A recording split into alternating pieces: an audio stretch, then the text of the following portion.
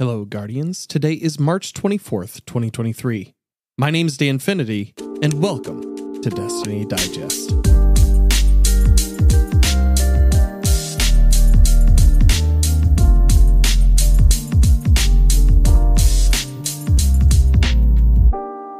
This has been a week, Guardians. Thank you so much to everybody who listens week over week.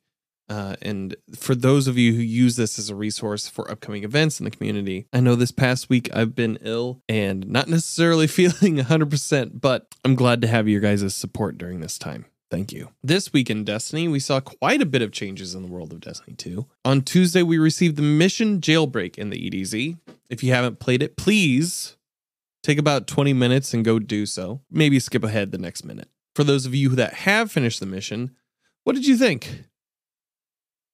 It feels like Amanda's death was fairly forecasted early in the Lightfall cutscene, but the moment didn't hold the weight that I wanted out of it, especially for a character that we've known for going on 10 years. Maybe it's because she's a side character, but with everything that's been happening in the story for Lightfall and Defiance, and with the passing of Lance Reddick, Amanda's passing didn't hit me as hard as I'd like. I will say that the scene in the farm with Zavala mourning her loss, kneeling at her covered corpse, did nail me right in the heartstrings. However, in a universe where everyone can raise from the dead, I don't feel like losses like this aren't something that can't be bounced back from. Kind of like a paracausal version of bumping your knee. Nobody truly stays down for the count forever, unless you're Cade. Wednesday, we got to scope out a heap of changes coming to the Crucible playlist sometime in the near future in the Lightfall Crucible update blog post. A lot of these changes are targeted to mid-season, but some of them are now live, like updates to map and game mode waiting. Clash will be leaving quick play mid-season. Mid-season will also see new connection-based matchmaking and Crucible rotators incoming. For matchmaking, a data-driven explanation of Fireteam matchmaking was included in the blog post. Fireteam matchmaking has replaced the freelance playlist, meaning you can no longer access that node in Crucible. There's going to be some adjustments to Fireteam matchmaking, and we have some settings changes to look forward to for loose skill-based matchmaking. In the competitive division, they explained the competitive matchmaking and skill ratings, future skill ranking and matchmaking system adjustments, upcoming competitive rewards, which will be coming mid-season and beyond, as well as some quality of life improvements. Iron Banner and Trials of Osiris see some changes, Trials getting labs and new matchmaking rules, with Iron Banner promising some rift changes for solo players and PvE players. We'll also get some new and returning game modes in Countdown Classic, Countdown Respawn, Countdown Rush, and Checkmate.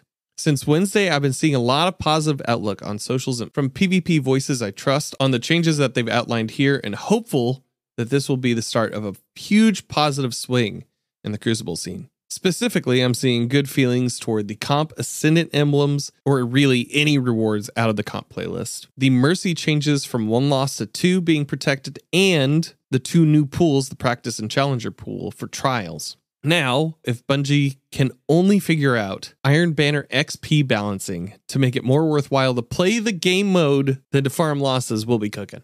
This week at Bungie, we also got a shout about the Master version of Root of Nightmares appearing next week. With Master RoN, weekly challenges will emerge, with adept weapons behind the challenges for Master.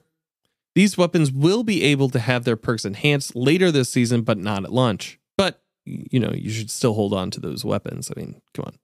Nezarec will see some behavioral updates that will possibly change some of our Thunderlord well-lock ways in a future update.